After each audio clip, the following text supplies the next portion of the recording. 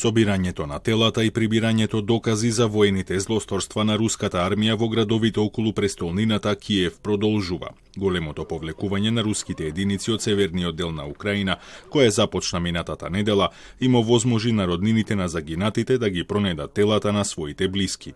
Меѓу убиените, според украинските власти, е и братучет на градоначалникот на Киев Виталий Кличко. Першого розстріляли Віталіка, зв'язали руки і поставили на коліна, розстріляли, потім пішли до Вадима.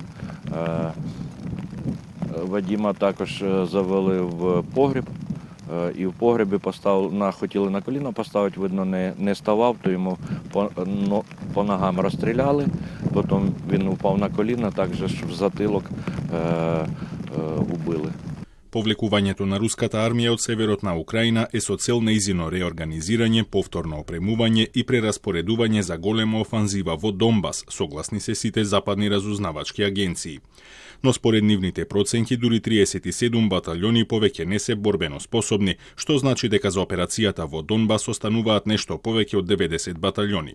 Нивното опремување, надополнувањето на загубите во опрема и персонал ќе одзеде многу време, прогнозираат западните разузнавачи.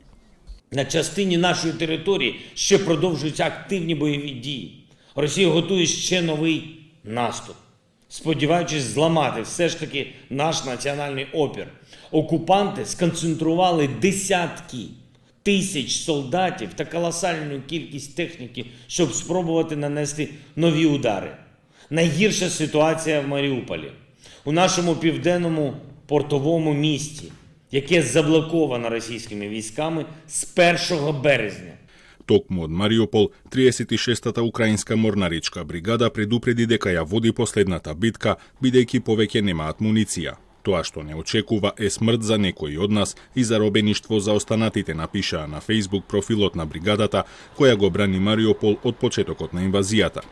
Украинските власти го отфрлија апелот како лажен и тврдат дека се уште ја имаат контролата врз градот. Тие исто така ги отфрлија како неточни и тврдењата на лидерот на Донецката народна република Денис Пашулин дека сепаратистичките борци ја презеле контролата врз пристаништето во градот.